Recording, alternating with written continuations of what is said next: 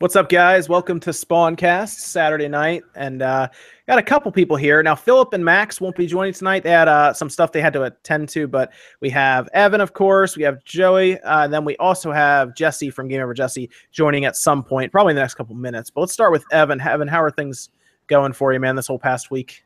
All right, it's been crazy getting tons of stuff done. Yeah, a lot of. I saw you doing a lot of artwork on the Twitch channel. So yeah, a bit more of that.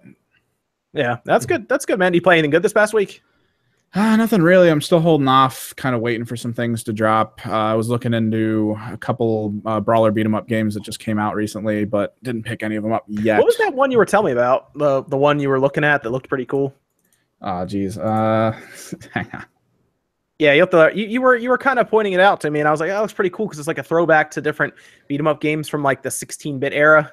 Yeah, it had moments in it that felt heavily like kind of the old Teenage Mutant Ninja Turtles games and some others. Yeah. When you were telling me about it, I was like, that sounds pretty cool, and I didn't really look into it any further though. But that's fine though. If you want to look it up and let me know. Fight and Rage. Fight and Rage. Okay, cool. Rage.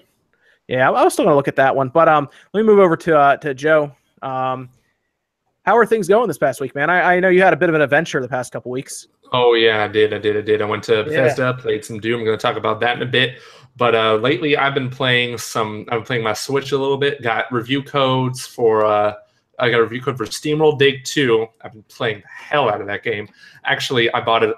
They gave it to me on PC, the review code. But then the next day, I bought it on Switch when it came out because it's like I have to. Either Image Inform deserves my money anyway. Love that game. It's so super fun. Review coming for that soon on Nerd Reactor. And Chicken Wiggle. I'm just repping that out there because the game hasn't sold very well unjustly. If you have a 3DS, get it. You won't regret it. It's only $10. So just show a good content creator, show a good game creator your love. That's all I got to say. SteamWorld Dig 2 is good. It's a good game. It really is. Super addicting. Yeah, I've been playing it. I got a review code on the PC also, like a while ago. And I've been playing it a good bit. It's fun. It's fun, and it works with controllers right away. I plugged the Xbox controller in, it came right up and played right away. Yeah, I started with the PS4 controller and it showed the button prompts for the PS4. I haven't used the DualShock 4 on PC much. I think that was the first time I used it on my PC, and it came with the button prompts. I don't know if that's a new thing, but yeah. Oh, John Steele, of course, dropping in about Sue. I see so much stuff about Dave already. Now he's not banned. I just don't want to get him roasted in the chat or anything. You know how it gets online on the internet. So no, he's not banned. This just we're waiting for the announcement. And you know what? I'll probably have him on after the announcement happens. So oh, look at that. Jesse jumped in. Finally. Just got out of the shower. Jesse, what's up, man? I think he's still connecting. I don't think he can't hear us yet. Oh, no. I'm here. Oh, okay. What happens when you do it live? Yeah, I was literally like about to get in the shower whenever I first got the invite for the thing. So gotcha. Apologize, everybody. No, it's good. We were just talking about what we've been playing this past week. You haven't missed much. How you been doing, Jesse? I have been great. How have you all been doing? We're in good shape. What did you play? Anything good this past week? This past week, I've just been playing a bit more of Breath of the Wild and A Link Between Worlds on the 3DS, actually. Ooh, interesting. Going back to that, huh? That's interesting. Yeah. I like your Ewan Racing gaming chair, by the way. Thank you. Thank you. Sponsor. Are they just giving out chairs now too? I don't see any good sponsors right now. Never get good chairs, man. This chair sponsored by Staples that I had to give money to. Well, I think Joey and I just got lucky becoming friends with Holly. So exactly. Oh, there you go. Yeah, people are asking in the chat. Max and Philip are both off dealing with real world things, real life stuff. You know, the stuff that gets in the way of the important stuff. You know, like podcasts late at night. No, they're off doing some personal things. They already let me know about it. But we have people here to help us get through the podcast tonight, so it's all good. So do we just want to? I mean, do we want to jump right in, Joe, for the Doom stuff? Do you want to tell your tale of the Doom adventure? Okay, so for those of you who don't know, I write for nerdreactor.com when I'm not working on Commonwealth Realm and I'm not doing my YouTube. I do too many damn things. But basically, I was invited out to San Francisco to their gameplay preview tour where they were just showing the game journalists their new upcoming software, like Wolfenstein, which I'm not allowed to talk about just yet. Not on the Switch, though. I'll just tell you that right now. It was on PC. But Evil Within 2, Skyrim on Switch, and their VR titles as well. And they also said when I got there, oh, by the way, they did not mention this in the email whatsoever that I got. They said, we have a new Switch game. And in my head, I was thinking, it's probably a port, because I don't think they're just going to pull a brand new Switch game out just out of nowhere, unless they kept it for us for like years, which they didn't. But going through my head, I was thinking, what if this is Doom? Because Doom is like the one game, third-party game that I really, really wanted to play on Switch. It was my game of the year 2016. I've been playing the Switch like more than my other consoles and PC combined this year.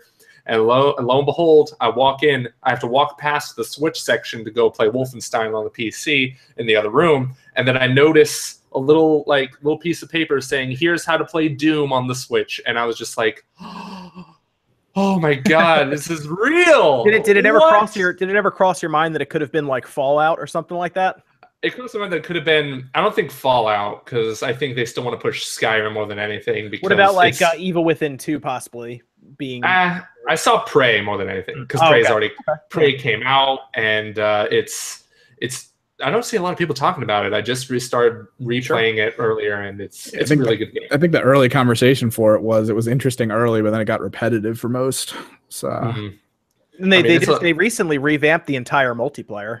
Is that very recently? Prey is multiplayer? No, I'm sorry. I was talking about Doom. Sorry. Oh, okay. Yeah. Prey is actually a good game. It's just it flew under the radar heavily. It did. Yeah, but review policy doesn't help. But okay, so go on with your Doom story. Were there a bunch of other people there that you knew, like from other places and everything? I mean, I saw Sean Finnegan from IGN there. I met him one time. I don't think he remembers me, but I saw Andre from Game Explain there, but I didn't even say hi because he was in line getting busy. And yeah, nobody really that I knew by face. Just a bunch of other gaming outlets there, like GameSpot. I talked to some people from GameSpot there because they were recording Doom footage, and I was just like, this is nuts. I'm playing. I see Doom. This was the day before the game was officially announced, so nobody saw this coming. There was no hint of it at all, and here it is, right in front of me on a Switch, running, and I'm playing it.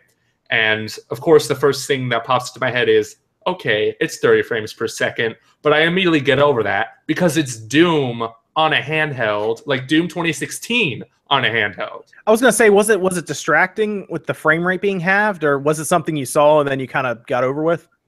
It's something I saw and got over with. What was distracting though was I'm used to playing Doom on a mouse and keyboard, and trying to play on a Pro controller while it's just the tablet screen on the table, and the viewing angle wasn't that good. I was just like, but other than that, I got over the controller, and it plays as well as it does on like a PS4 and Xbox One, I would assume, because they also use controllers. But yeah, I was playing it, and it feels exactly like I'm playing Doom. It doesn't feel like there was, other than the frame rate and like a few graphical downgrades that I couldn't really notice on that small screen, it felt like Doom. Like I was just playing Doom with very little compromises. Now, they let you play like 30 minutes, right? The first 30 minutes. I mean, like it was a very, I don't want to say disorganized event, but people just walking around playing whatever, like they're jumping back. Really? Yeah, really. Like the Wolfenstein and Evil Within were like the VR games were like the ones that were like controlled and stuff. But the Switch games, they were there. People were just like, okay, play it if you want. There's nobody at the station, just play it. So I did play like the first 30 minutes of the first level, and the same amount of enemies are on screen. They move just as well as they do on the PC and console. And then I went into the arcade mode, and every single level was playable. Every single one, front to beginning to end. So wow. Okay. Yeah, I was like, this game's coming soon. So I wasn't too surprised when they said it was coming out in the holiday, because I'm just like, this game's ready. It's practically everything ready. was done. Yeah, wow, they kept that a secret like really well. Like nothing ever leaked out about it. I'm actually surprised nobody left that event and never put anything online. That's actually shocking, because I thought it was like the day after the Direct. It was before like the public even knew about this game. Yeah, seriously. And I knew they were going to announce the Direct the next day. I just thought, why wouldn't they? As soon as I saw that headline, 2 major shooters announced, I was like, okay, one of them's Doom. What's the other one? Oh, it's Wolfenstein. Pleasant surprise. Yeah, really a big surprise actually, just because it's a game that I think a lot of people figured wouldn't be on the Switch just because we didn't know it would run on the Switch. I mean, we didn't know if Doom would run on it. Doom runs, Wolfenstein 2 runs. Now it's becoming less and less surprising when these bigger games get announced on the Switch. So yeah, really though. Going to be very interesting. But so you said it seemed to play fine. Did you notice anything like where the visuals like dip down? What I mean by like that is like the frame rate drop when you were playing it at all. Like, did you notice anything like jarring when you're playing it? I mean, the frame rate might have dropped a little bit, but the fact that I don't even remember if it did just goes to show how insignificant it was if it did happen. Like, it was pretty much 30 frames per second steady throughout the whole way. I played the first level. I didn't beat any of the levels because it was a big event distracting. People were asking me, "Hey, do you want to interview somebody?" And I'm like, "Shut up, I'm playing Doom." But but yeah, you could have interviewed people. There were a lot of people. I could have. I was so mad when I didn't. That asked questions, but they didn't ask the right ones. Like, no one actually asked about frame rate, which was weird. Like, people had to send messages back, and it was really funny. A lot of people reported, I guess because they couldn't figure it out, a lot of people reported that it was like 60 frames per second, which was really funny. And that should tell you how hard it can be at times, especially on a handheld like that, how hard it is to tell certain frame rates. If you haven't seen them, like, I think I would be able to tell. You obviously can tell. Absolutely. And especially because we've had a lot of, like, I played Doom a lot. I like Doom. I was playing it the other day because I did the comparison between 60 and 30, and I put it out on Twitter. There you go, Joey. Shout out to Commonwealth Realm from Va Wolfos. So shout out to Commonwealth Realm, of course. I've worked with them in the past. They're good people. Joey and Conrad. But yeah, Doom looks good. Doom looks good. I'm glad to hear it worked well. Did the let me ask you a question. The joysticks, they don't have a lot of travel to them. Did that bug you when you were playing it, or was it not a big deal? It didn't feel like a big deal to me. Like, I don't know if it's just because I was on the high of, holy shit, I'm playing Doom on the Switch. What's going on right now? Right. But it played fine to me. Like it felt like I was just playing Doom, like as I normally would on a night where I'm just like, I just want to play some Doom on PC. Of course, it's not running at 60 frames per second, but it's like when you want to shoot demons on the toilet, you got to make some compromises. And I thought 30 was a fine compromise. There is still a couple of things. Like I said, I wish I did interviews, but I wasn't prepared to do any. Like, I didn't bring my audio equipment or anything because I didn't think, okay, this is going to be game. Because I thought, okay, this is going to be games we already know are happening. So what's the point? And then Doom happens, and I'm just like, oh, shit, should have brought my notepad or something. But yeah, but I know from what I understand, this is a different studio that's working on the Switch port. Is that right? Yeah. It's Panic Button is doing it, and it's the same people working on Rocket League. Yeah. Yep. So that's interesting. Yeah, so they are becoming very quickly the experts at porting to the Switch, apparently, for these big kind of games. Like, I feel like Doom is probably the biggest undertaking they've had so far. Obviously, I don't know what else they're working on now, because I can tell you now, Doom's port job had to have started like seriously, probably. Man, I want to say like February, March. Like, it would have had to have started right around there. It's not like they started this last month and, hey, look, it's ready. It's been a while. Wasn't there an article where they said that Nintendo came up to them at some conference, like CES or something like that, and was like, hey, we want you to check out this new stuff, and then they immediately started working on stuff. I feel like I read an article on Go Nintendo a few days ago talking about it. Yeah, it was interesting. I saw a video that's from Dave, but last year I think he talked about Doom on the Switch. Is that right? Which is very interesting. Yeah, he said I think it was in a video where he talked about how there were leads about it Doom and on the Switch or something. So it's probably been in the works for a while.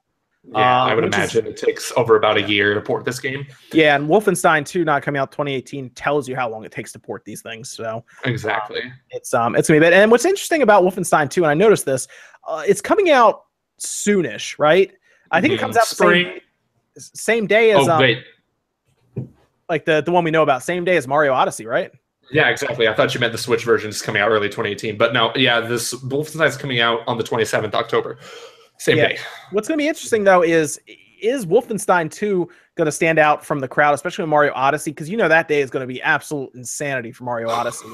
Yeah, really. And I think there's something else coming out that day too. Assassin's Creed. So I have a serious feeling that Wolfenstein is going to get kind of buried. It's going to be like the third game that comes out that day, because Assassin's Creed will be above that. And I can tell you now, Mario Odyssey will be the big hype game out that day. That'll probably be number one, and they'll go down. Yeah. You know, I'm curious if Wolfenstein 2 won't sell as well as they want there, and then on the Switch, more people pick it up because maybe it's in a different time of the year when there's not as many games coming out. It's gonna be very interesting to see that. You know, I feel like Wolfenstein does have the advantage of name recognition because Wolfenstein's a very old game franchise. It's older than Doom, I think. And but on top of that, Bethesda's review policy does not help, man. Like, you don't give review codes out like a week, 2 weeks in advance. Then people look at Metacritic nowadays to decide what game am I gonna buy. Now that's coming out on days where 2 other huge juggernauts are coming out. It's just like, what are you gonna do, Bethesda? I mean, I'm still buying Wolfenstein 2 day one because I love the first one, but still, it's like you got other people. I think that's what didn't help Prey, and that's how it got kind of swept under the bus. Yeah, that's the thing. A lot of people look for those reviews before they go to the store. They hear the game's coming out, and they want to make sure it's not a broken mess. You know, and they want to know, is there enough content here for $60? And if the reviews aren't there, like day one, maybe they hold off for a week, but then a week passes and something else good comes out that does have a review day one, and they forget about that game. And I think you're right. Prey, I think, really got hurt by that policy. Exactly. So they might want to. I really think they should rethink that. Even if they don't send out as many review codes, they should consider at least like IGN or the bigger guys that get the traffic and everything. If they want their stuff to sell, Wolfenstein at least has some notoriety. But did you guys hear about what Prey should have been? Did you hear about the ending that was supposed to be that never was, and all this stuff? It sounded insane. I didn't even beat Prey, but tell me about this ending. The new Prey. Okay, so the idea behind the new Prey. Did you guys remember the old trailer, right? Do you guys remember the old trailer? Evan, you remember what Prey 2 was supposed to be like, right? Yes, that's why I didn't pick up this one, just because anger. It looks like sheer anger. It was like this kind of this futuristic timeline, and played it was a air marshal that got abducted during the events of the first Prey game, and then you just become basically a bounty hunter across multiple planets in the universe. Well, here's what was gonna happen. All the way at the end, you're gonna infiltrate some base to basically as the big showdown at the end. And when you get there, there's a part at the end where you look over and you see a bunch of your bodies dead in the corner. And they tell you that every time you died in the game, you were actually like reincarnated in a copy of yourself. And those are all of your dead bodies from when you were running around like dying in the game. And it's different depending on how many times you died. That's crazy. It was supposed to be the big reveal, big mind blown thing at the end of the game. It sounded really cool. There's a whole write up. I'm trying to remember who did it. There's this whole write up on it. I think it might have been Eurogamer, but it was a really cool sounding ending. But then it turns into what it is now, which again is supposed to be like kind of like the Truman Effect or Truman Show kind of thing. Yeah. But it was interesting. But okay, so go ahead, Joe. I mean, I not to dwell on Prey too much, but I'd like to think that maybe Bethesda kind of knew what they were doing and saw maybe Prey 2 wasn't going to be as good as people thought it was going to be, because Bethesda kind of like knows like what they kind of want to put out. But that's still a really cool concept, and I want them to revisit that because Prey 2017 is nothing like Prey 2 is going to be, with the exception of taking place in outer space. But I mostly just think the tech wasn't there, because I feel like even during the tech demos, if you saw what they said they wanted and then would see other games from around that time, I don't think the engines had the full potential to be able to pull off the completely intricate AI and interactions in large worlds where like people just wander around and do stuff. You'll run into so many just random people. That's fair. I genuinely don't think they could have done it. I think all those tech demos were just pre-records or something. That's probably what happened. I mean, it what happened in No Man's Sky, but I heard they fixed that. So let's okay. So did the Switch feel like hot or warm to you, TJ? I'm trying to figure out how hard this game Doom has to be pushing the system. I mean, did you hear it? Like, was the fan audible? Did it sound like it was really? I didn't really hear by this game. Man, those are things I didn't even try and consider when playing the game. But as far as I can tell, it wasn't that hot. I mean, what's like the hottest game that runs on the Switch right now? Like, I think, believe it or not, when I did my tests, I believe it was Fast RMX. Interesting. Yeah. Yeah. But as far as I can tell, there wasn't really anything like super hot about it or stuff like that. But as far as I can tell, Doom 2016 is like, well, first of all, id Tech 6. Let's talk about that engine. It's like that is a legit one Yeah. It's one of the most ridiculously optimized engines I have ever seen, which is why most like low-end rigs are able to run that game at like 1080, 60, max everything flawlessly. And it also uses the Vulkan API, which I don't know much about, like the technology side. Did they confirm that it was doing that on the Switch? I didn't ask, but I didn't hear anything. That would have been something else. That would be something I was really curious about. Yeah, I didn't hear anything about it either. I feel like somebody would have asked that though, but yeah, I didn't hear anything. But I know Switch supports Vulkan, so it wouldn't surprise me if that were the case. Because Vulkan, I don't know any other games that use Vulkan on the Switch right now, though. That's why it would have been really interesting. Yeah, I only know that.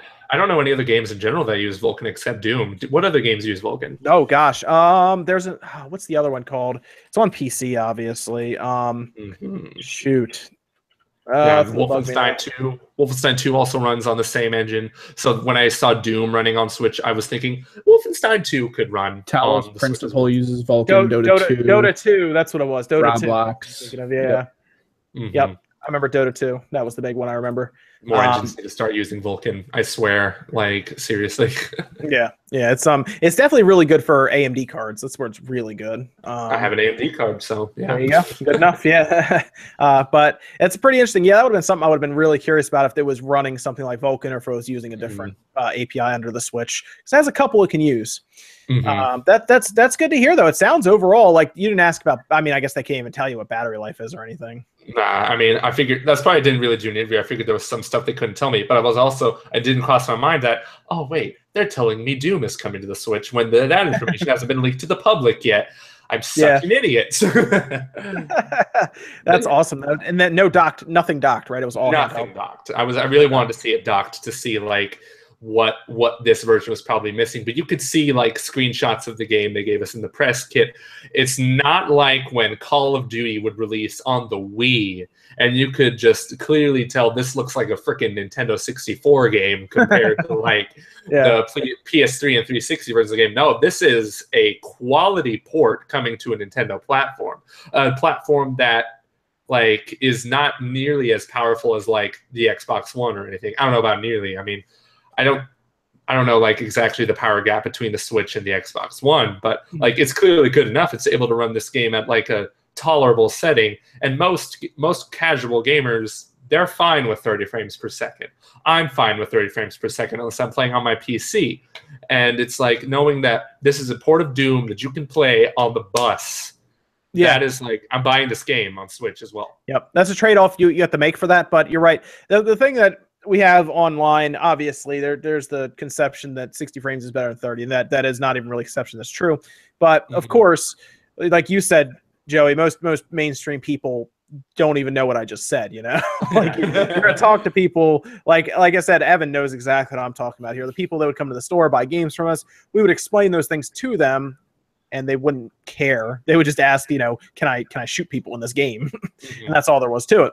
But it's an interesting topic that really, I mean, it really blew up online, as you guys probably saw the past couple of days when once that embargo lifted and it came out that it was 30 frames per second, people lost their mind.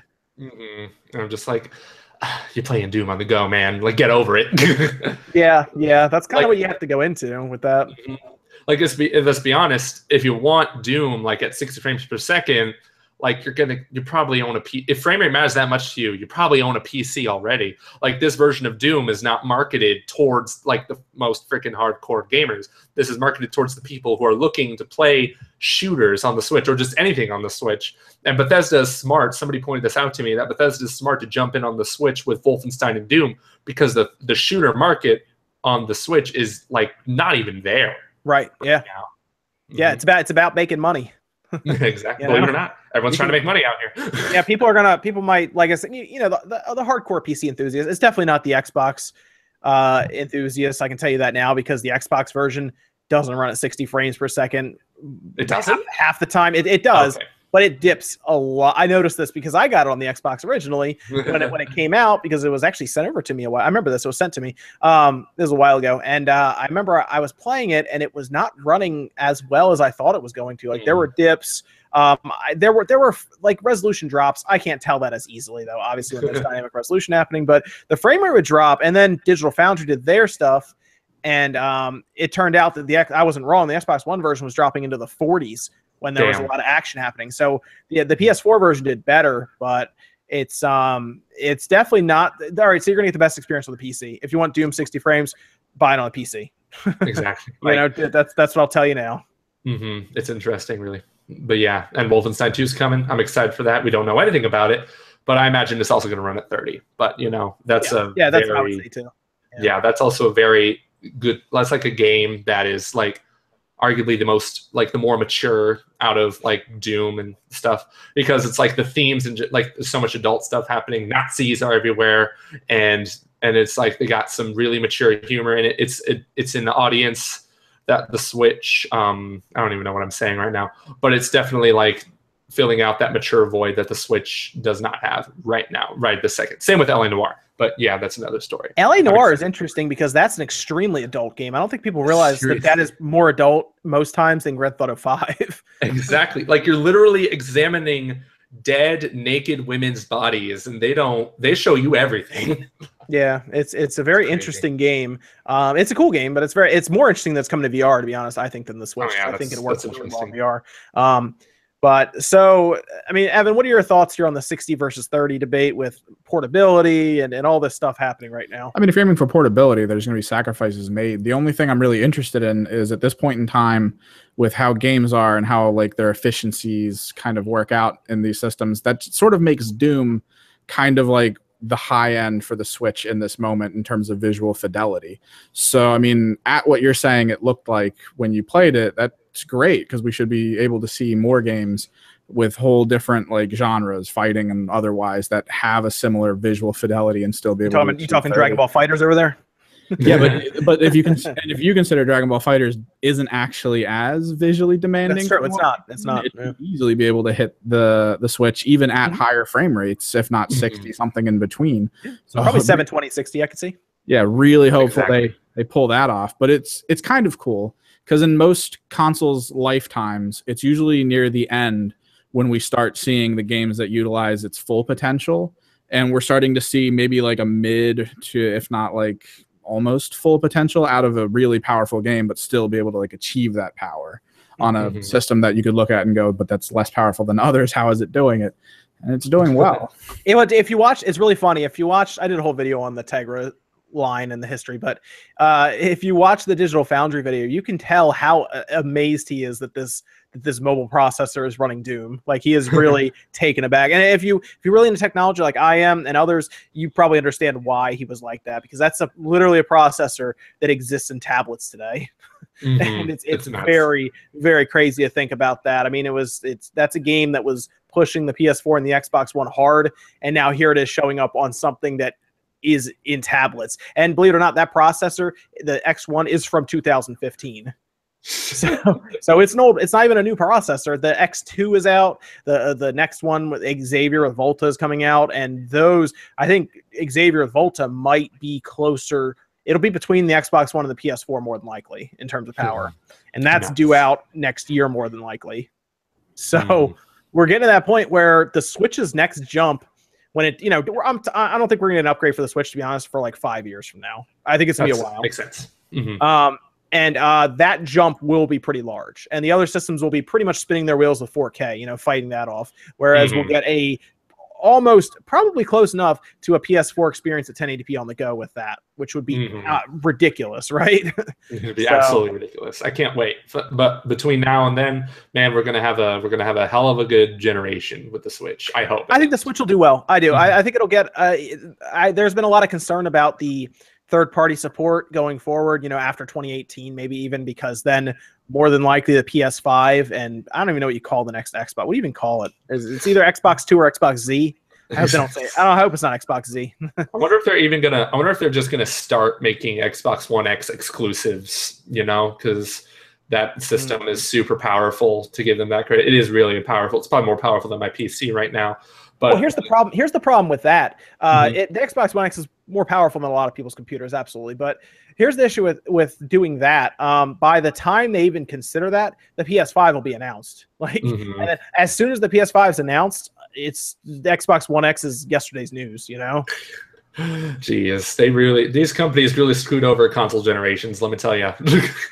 Yeah, it's interesting how all this is working out now, because you have everybody announcing systems at different times. We used to go in blocks where the generations were known. You know, you'd go like, this generation starts now. Okay, PlayStation, Microsoft, and Nintendo are all going to release their systems right around the same time. Now it's just all over the board. It's everywhere now, you know? It's absolutely nuts, and it kind of scares me, you know, because I don't know what the future holds.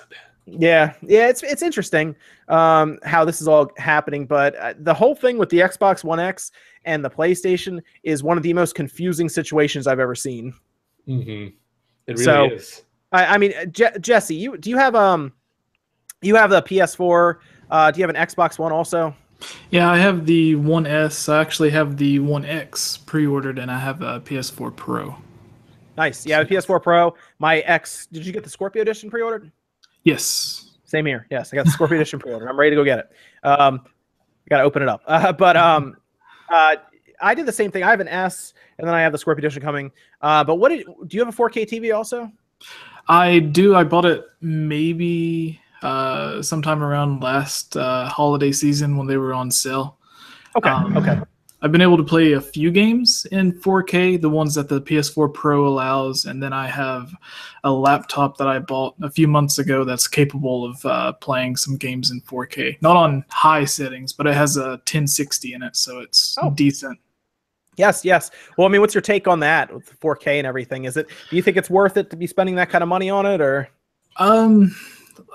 If you can find the stuff on sale, like if you can find a cheap enough TV, or if you were planning on investing in a TV anyways, then go ahead and get a 4K TV. And the consoles that they're releasing now, they're releasing at the same price that the base consoles first released at. So it's not like you're necessarily paying a huge premium compared to what people would have paid a few years ago. So yeah, if you're going out and you have absolutely nothing and you're going to buy a 4K TV, a new console, a bunch of games, then I don't think it's worth it at all. But there's just something great about playing a game at 4K when you're completely immersed in the world. Not quite as large as the jump from going from like 480p to 1080p, but it's definitely nice. That's actually a very timely username. Doom on Replay says, thanks guys, I really enjoyed the show and watch it every day. So thank you for watching. Thank you. No, 4K is interesting. It's still not caught on with the mainstream. I think they said something like 20% of TVs, 30% of TVs in households are still not there. Like those are all 4K, and there's like another 80 to 78% of 1080p. There's a reason Michael Pachter keeps beating the drum of it's not going to sell well because 4K isn't attached. It hasn't yet, but I think in 4 years we'll be at a point where 4K is like 1080p now. And that's when more people will start buying into these systems. Yeah, I was trying to buy a 4K TV last month, but Best Buy screwed me over. UPS screwed me over. It was a big deal. But I found this TCL one for about $600 and has everything I want on it, HDR, that kind of stuff, and it works well. Yeah, nice. Ratings give it a golden review, but I probably have to wait until Black Friday for that. But yeah, when I eventually do get that 4K TV, hopefully this year, I did recently buy an Xbox One S for the 4K Blu-ray player. I sold my other Xbox One, but I don't see myself upgrading to a PS4 Pro. I think I just want to wait until the PS5 for that, because from what I can tell, like on the Pro, like not every single game supports 4K. It's just a couple of exclusives, and most TVs, like most 4K TVs, have good like 4K upscaling, but even then, like they're consoles to me, so I don't really care that much about the 4K on that. But like the 4K movies and stuff, I absolutely do care about all that stuff. And I'll probably hook my PC up to that 4K, see how beautiful that looks. But yeah, when it comes to 4K, I think the PS5 and whatever the hell the next Xbox is going to be. I'm not going to get an Xbox One X because everything I can play on that I can play on my PC. But like the PS5 will nail the 4K, and I think maybe the next Xbox will as well. Yep, so. you'll see the. I think they keep beating the drum about 6 teraflops in the X. You will see the PS5 will launch with 10 teraflops. I'm gonna tell you that right now. Yeah, it's gonna launch with 10 teraflops, and then the Xbox whatever will be the exact same situation. They'll probably release the same thing at 10 teraflops, and it'll be almost identical to the PS5 because exactly. AMD is not going to build a lot of those. That's all I'm going to tell you. Although Xbox might build DirectX 12 in to their hardware like they did with the X, so that's very possible. But at that point, people will just stop caring. So yeah, exactly. It's going to be really weird. They're going to have this weird arms race with resolution. And they're going to get to a point where it won't matter. I mean, all right, so 1080p to 4K, Jesse, is it like super noticeable when you're playing?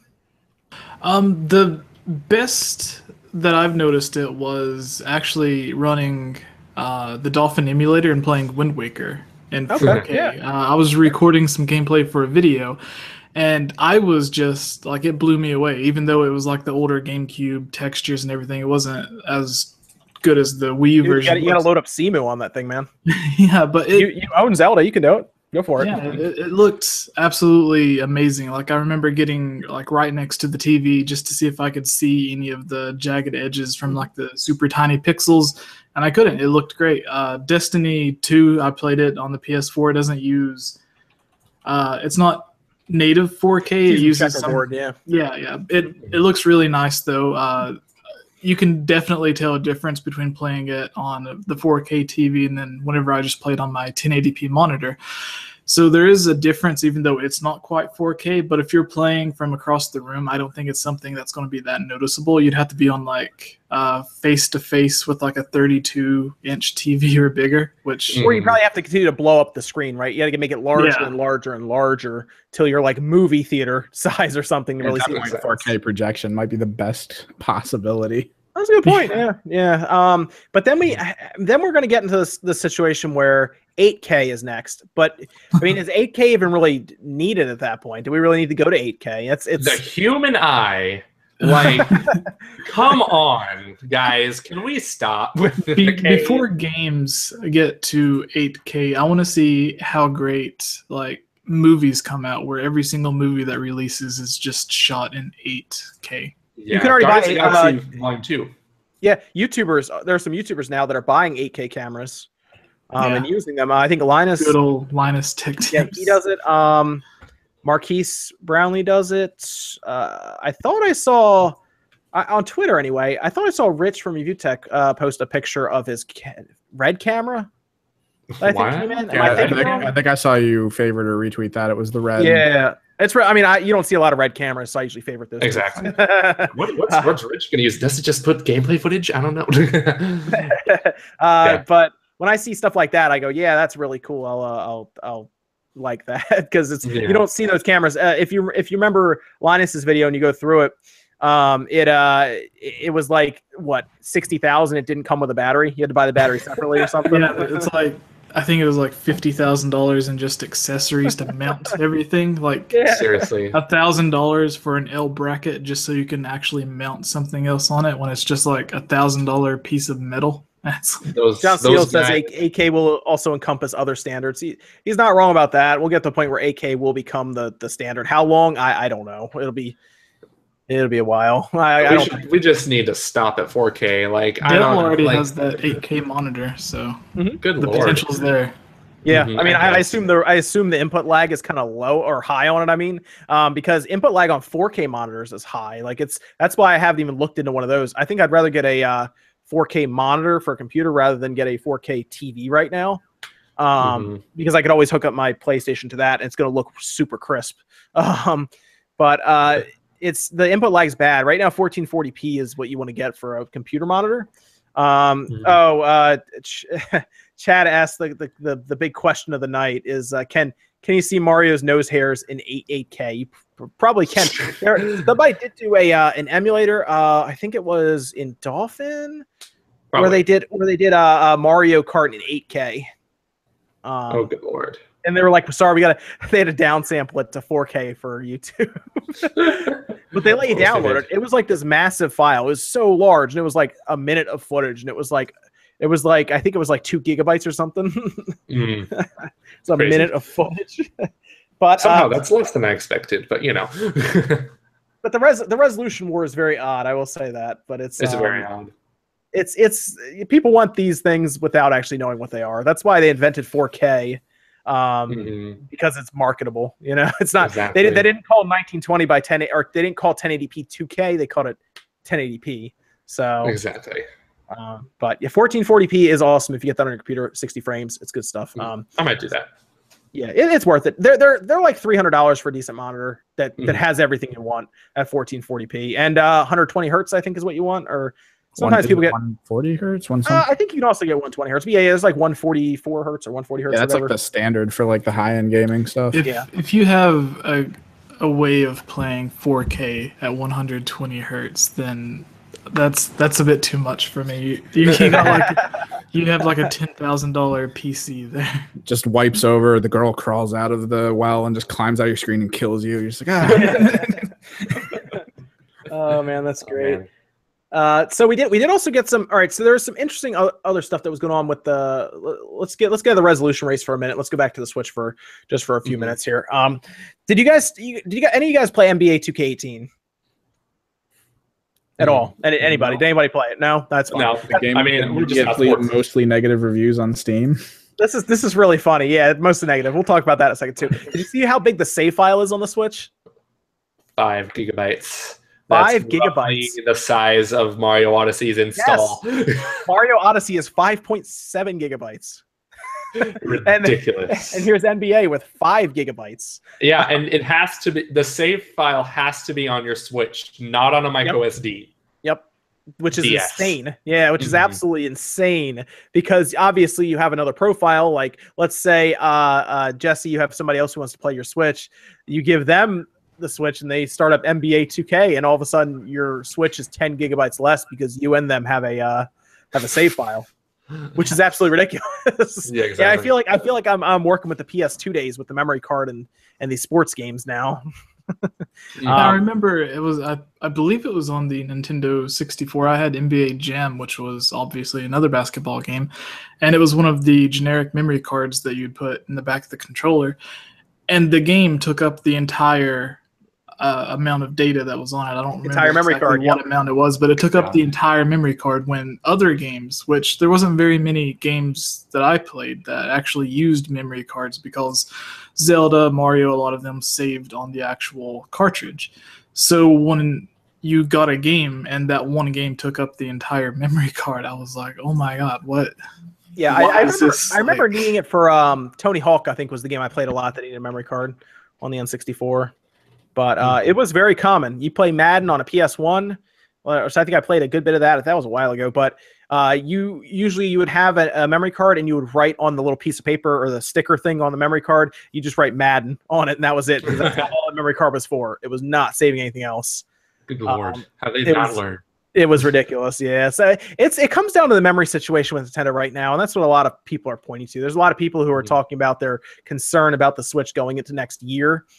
With this low amount of memory. But I mean, I've pointed out after taking it apart several times, the memory storage in there is modular, which tells me they have plans to upgrade it in the future as these chips get cheaper. So I can tell you now, in like a year, there will be at least a 64 gigabyte Switch on the market, and they'll probably bundle it with some big release. Metroid Prime comes out. Here's Metroid Prime, and it comes with a 64 gig Switch. It's the Metroid Prime bundle. They won't give you a discount. It'll still be $360 or $360, but 64 gigabyte Switch with really cool Metroid Prime themed Joy-Con and like maybe a print on the back of it with the dock. People would eat that up like crazy. Give me that Joy-Cons. Give me them Metroid Joy-Cons, man. Yeah, right. I don't even know what color scheme they'd go with that. Maybe like a dark blue or something. I don't know. I was thinking orange and green or something. I don't know. Orange red. Sure. But it's going to be interesting next year, because I have a feeling there are going to be a bunch more Switch releases that haven't been announced yet, and they'd have to announce them in December probably, with probably another Direct at that point. Yeah, maybe they'll have something at the Game Awards. I don't know. That's just my hope. That The Game Awards, they had Zelda there last year, didn't they? They did, yes. The year before that, they didn't really have anything. They had the tribute to Iwata, but yeah, it was a slow year. Yeah. But I mean, they might put something in there because right now they're all, they're full force with Switch's marketing right now. So I could see them just throwing everything they can at that. I mean, they rented out a spot for Zelda, so that's true. Very interesting there. And then we find out. Have you guys been watching any of the Tokyo Game Show at all? Yeah, I watched Sony's conference, but that's about it. Of course you did. Everybody did. I watched. I actually watched your live stream of the conference late at night. So, did you? Oh, cool. I didn't really check out anything else. Thanks for tuning in for that. Yeah, that was fun. I think a lot of people were tuning into that one. Because I think we were expecting something big to happen. But but part of me was just like, when was the last time Sony dropped a big bombshell announcement at TGS? I'm trying to think of anything really big that happened there. Exactly. I think they've announced like random little things before. I do know at one point they called a conference for the PS4 Pro just randomly. I don't think that wasn't anything big, but that might have been at the PlayStation Experience. Maybe. No, that wasn't. That was just that was during September. Okay. Me and Conrad streamed that, and we were like, "Ugh, what was that?" So I was thinking maybe. I mean, the only other time I could think of Sony doing anything, is it's got to be PlayStation Experience. I'm not saying it's there. I'm not even saying watch. I mean, watch it if you enjoy Sony. I'll be watching it because I like Sony. But that's my curiosity. Is that where this announcement's going to be? So yeah, I welcome another handheld like the Switch by a different company. Competition is so good for the industry. I am a sucker for handhelds. I will buy it. I love the Vita, despite all the glaring flaws of that system. But I would still buy another Sony handheld. With the other handheld competing directly with the Nintendo Switch, at the very beginning, I think it might be bad, or fans might look at it as it being bad for the Switch. But in the end, I think it would mean more games actually coming to the Switch, even though it has a competitor. Because then maybe EA or whoever might not want to try putting their game on just one handheld console. But if there's two handhelds that are almost the same, then it takes less work and you get to be on twice as many platforms. No, you're absolutely right. More third-party support would come to the Switch, believe it or not, if there was a Sony handheld. Absolutely would. Yeah, that's a great point. That Sony handheld better not use its own little memory, otherwise it's over. You're absolutely right about that. I don't know if that's ever going to happen. I do want to, again, I pointed out before, it's not, Dave never said anything about any hardware. I don't even know what he was alluding to. I'm not even going to try to guess anymore, but we all kind of played around with the idea of a handheld because it's so interesting. Yeah. Like it's such a cool idea. Yeah. So I'm perfectly fine with them doing it. I like, people don't realize how hard the 3DS was pushed by the Vita. Like if the Vita didn't exist, we may have never seen that price drop. There's a lot of things that really went into that. So it's better to have it because anything could happen then. Maybe Nintendo's like, well, we got to go revive Mother 3 and bring it over like now, rather than wait. You can't wait too much if you have a competitor on the market that's trying to take you out. Whereas right now, Sony and Microsoft, to be completely honest with you guys, they don't really care about the Switch. They're just letting it do its thing, even though the Switch is smacking Sony around in Japan right now. I think Sony is okay with that happening because it's not their target audience. Like when the Switch, if I have to imagine it is, when the Switch enters China, then Sony will start to think about it. I'm telling you. Did you guys see any of that information about what was going on with the Switch in China? What's going on there? Nope. So there was an interesting announcement. I talked about this in Newsway. There's an interesting announcement with a Chinese MOBA game. I need to remember what it's called. I think it's like Arena of Valor or something. And it was announced during that direct with Doom. But it just happened. People wrote it off because Doom was announced. Everyone's freaking out. But that game is one of the biggest announcements for the Switch, and it kind of flew under the radar because it is a massive MOBA game for China. And now Wall Street Journal kind of put two and two together. I was reading through some of their articles they had up for different things, and I see it pop up in the stock market exchange where it's like, hey, Nintendo is going to try to enter China. And people from China sent me messages through YouTube messages, on emails, and on Twitter. And guess what's in China right now? Tons of marketing about the Switch. Oh, damn. It's everywhere. Like, it's everywhere. And that is it's interesting because China likes mobile gaming. They don't like console gaming. A great example is the PS4 and Xbox One have entered China already. And neither of them sold more than 500,000 units to a massive population. But because they love phones, that MOBA game is massive right now. It makes so much money. It makes money that any of these like EA or 2K that they dream about this kind of money. We're talking like billions of dollars. Yeah, I didn't know that. I didn't know that was an already established MOBA. I thought it was being made for the Switch. Okay. Yep. So they changed the name, brought it here. And someone else also said it in the chat also, I think a week or so ago. They're also going to enter Taiwan and South Korea as well. But the big one is the possibility of Switch going to China. You guys saw the bank, the stock exchange. It was like Credit Suisse or something. But they do view the stock market. They're like a bank. And they do like credit loans, and they do stock stuff and everything. They're the ones who you may have seen in the news where they took the amount that they originally predicted by 2022. It was like 70 million, and they upped it to 130 million. Wow. That's what they assume is going to happen. And that kind of is based on what everyone's saying right now, including the Wall Street Journal, on Nintendo entering China and China latching onto it. Because if it does, then Nintendo won't be able to make enough Switches. Even if they produce 30 million units a year, they probably wouldn't be able to make enough. Yeah, they're really facing a lot of they really are they're people keep thinking, okay, they're withholding Switches to create artificial demand. No, they literally can't keep up with the demand, guys. Yeah, it's tough. It really is tough right now. But when the supply of all these chips and stuff, these choke points, as they've said, start to open up, and China, if they do latch on, it's going to be. I don't want to get too ahead of it. It could become a Wii situation where it's very hard to find, but that's because it's selling out. And you might look at it and go, wow, this system that's not as powerful as the others, all of a sudden is at 100 million, in like 4 or 5 years. And at that point, it's going to be interesting to see what Nintendo does, because I would hope that they would reinvest more money into the Switch brand and make a stronger system based on NVIDIA's latest technology or something, and really push hard on that. So I was actually at with the sold out thing. I was at GameStop and Walmart yesterday in my area, and Walmart only had 2 of the Splatoon bundles left, and GameStop only had 1 Switch left. So even this far out, people are still selling out really fast. And I think the only reason that the Switch bundles were still at Walmart was because the Splatoon bundles are I think with tax, because I was actually going to buy one, not realizing that it was more than the other original version. But it was it was like $440 with tax and everything.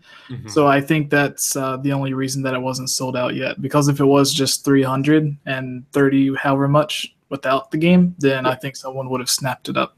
Oh yeah, absolutely. So you're gonna see you should see Nintendo enter China. I would be shocked if they don't do it by next year. And that's when it gets out of hand. That's when you'll see how they're gonna do the next quarterly reports. We'll get those at the end of October. So the day before Halloween, I believe, is when they'll release those, October 30th, which will give us an update. We already know they passed 5 million at the end of, I want to say, July. So we already know they're past that. They're probably going to post a number, probably 6.5 million is what they'll post, but they'll probably attempt to sell roughly 2 million in December alone is probably what they're going to shoot for. So they should get a little over 10 million by the end of this year, like the end of the calendar year. And then by the end of fiscal, they will probably be roughly what the Wii U sold in its lifetime. which is kind of crazy to think, but yeah, that's just the contrasting difference between the two, the night and day difference. Because the Wii U was, I'm sorry, I know there's a lot of people out there like the system. I'm gonna tell you now, not a good system overall for what Nintendo did when they marketed it. They put it out, they built it poorly. It was an idea they had that they couldn't put together yet, because they wanted to do the Switch 5 years ago, but the technology wasn't there yet. And then the Tegra comes around, and now they can do it. So the Wii U was a harsh lesson for Nintendo. I'll just say that. Well, they learned well. Let's say that. Yeah, I mean, I guess you gotta fail badly like that for to come up with something cool like the Switch. I guess I like the Switch. Great partner system for what I have, which is everything. But yeah, I buy a lot of systems. So but it's a very good system for that. I was joking last time. I call it my update system because I'll play it because every time I turn on my PS4, something needs to update. so if I need to download 5 gigabytes, I pop the Switch on. That's what I do. Or if I need to find a game in Destiny, because I'm playing a lot of Destiny 2 recently, while Crucible is searching, I'm playing the Switch. So it works out so well for that. I'm playing a lot of Xenoverse 2 actually. Oh, good. On Switch? Yeah, I bought it. Whenever it came out in Japan, like 2 weeks ago. Oh yeah, that's right. I sent my friend your Let's Play because he's been thinking about getting it too on the Switch. Yeah, I've been playing it a lot. It runs 60 frames one-on-one, and then outside of that, it's 30 frames. But it works well. I like it. It's good. I play it in handheld mode almost exclusively though. So. I like a lot of. I play my Switch a lot in handheld because it's like I'm an adult. I got places to be. Unfortunately, wish I could just stay home. yeah. I think a lot of people are starting to realize the convenience of the Switch, and it's there's a reason cell phones do so well in the market right now. It's because of that, because it's convenient to just pop your phone out whenever. Like Doom is going to be so cool in that, you can put it in sleep mode, play a little bit of Doom, pop it back in sleep mode. Oh, that's gonna be awesome. So awesome. I'm excited for that. Very good stuff. So so we're pretty much good on the Switch then with sales and everything. Did you guys want to add anything to that conversation before we moved on? Buy your Switches when you get a chance because they're going to be really hard to find. Otherwise, they will be hard to find as we go forward. I hear they're getting pretty easier to find right now in this time frame. That's what I've been hearing. I keep seeing people post pictures of them in stock. Like we're to that point where we're like, I was there. I'm going to prove it right now. It's like that. Like they have to prove it. Exactly. But that's fine. So, okay, we had more information come out about Final Fantasy 15, which has been one of the it's this super weird timeline of events with the Switch. Super weird. I think you guys know exactly what I'm talking about. The Switch. They allude to something at this Twitch stream with Gamescom, then they take it back, then they say, oh no, maybe, and then they take it back again, saying it's a joke, and then they come out saying that they're looking at it. The Luminous engine isn't for the Switch, basically is what they're saying. It's not for it. It's not for the consoles either. Yeah, exactly. It's barely for the consoles. They didn't design it with the Switch in mind. They've only ever made one game with it, and that's Final Fantasy 15. And the other ones are all on Unreal Engine 4. Yeah. Master Aqua says Lost Ark on Switch will sell a lot of units. Lost Ark. Which game is that? Which game is that? Am I forgetting something here? Did I just brain fart about a game? I mean, I don't even remember hearing about this. So. Lost Ark is a MMO. MMO. Interesting. Is that coming to? Chad makes a great point, which we're gonna basically was my point as well, saying he'd rather have Kingdom Hearts 3 on the Switch. He's absolutely right. I touched on that in my video as well before. But okay, so basically they said, look, we're looking at Final Fantasy 15, and we're considering rebuilding the entire thing in Unreal Engine 4 just to get it on the Switch. Like that's how bad apparently they want it on the Switch, which sounds insane to me. I put this on Twitter. I was like, I don't know how feasible that actually is. And I put it out there. I talked to some people, and they were like, look, the assets and stuff, you could import it pretty easily, but doing things like game logic, animations, all that stuff would have to be kind of redone, or at least you would need to rebuild almost the entire core engine, and then even go back through all the maps and everything you've made for the game and reset up maybe even like the invisible walls and how people interact and do things. You'd have to reset up all of that. Yeah, the AI, the lighting. Yeah. Everything. So they would have to, for lack of a better term, hit the panic button there. They have to get panic button in there and try to port that sucker over. But really, my question here is it really worth it? Like, how long is that going to really take? Is it going to take 2 years to do that? I think it would be worth it in the sense that it would be great practice for whatever the next Final Fantasy is. If they do want to bring that to the Switch, or even if it's Nintendo's next console, if it has the same type of architecture, then maybe it would be experience for them to do that. So you're saying if Final Fantasy 16 is going to use the Luminous engine and not Unreal Engine 4, it's worth doing that. But let's say 16 is just going to use Unreal Engine 4, do you think it's worth it then, or do you think it's worth just leaving it behind? They said they were talking closely to people at Nintendo, and they were even talking to some of the people at Epic, all three of them coming together to be like, what's the best way that we can do this? They probably want Epic to write some kind of code or something that can help them export stuff probably to Unreal, because they know it better than anyone does. Yeah. And I think that would be the best case, because if it's just them sitting there trying to do it themselves, when Nintendo knows exactly what the Switch is capable of and how to program on it. They had interviews where they said that they have mastered Unreal Engine 4, and then if they're talking to the people who made Unreal Engine 4, then I don't imagine it would be that hard. Maybe if it was just them by themselves trying to do it, but if they have Nintendo and Epic, and if they're all teaming together to do this, which I imagine Nintendo would want to help them do, Unreal Engine gets paid for it.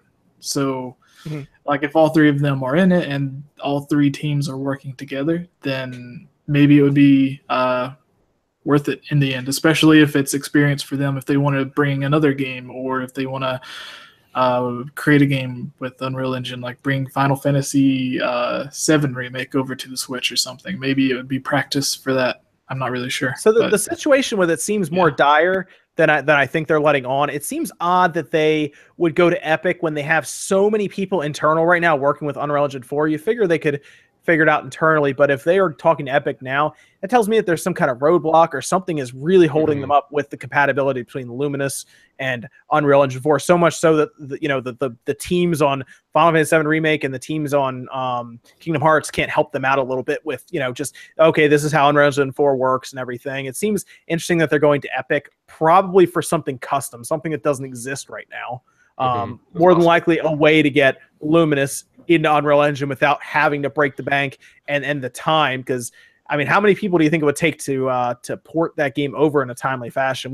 I don't think a lot of people want it in 2 to 3 years. I think they want it next year. Exactly. And if it comes down to that, is it worth spending the time porting that, or is it worth spending the time porting Kingdom Hearts 3 next year because it's already on Unreal Engine 4?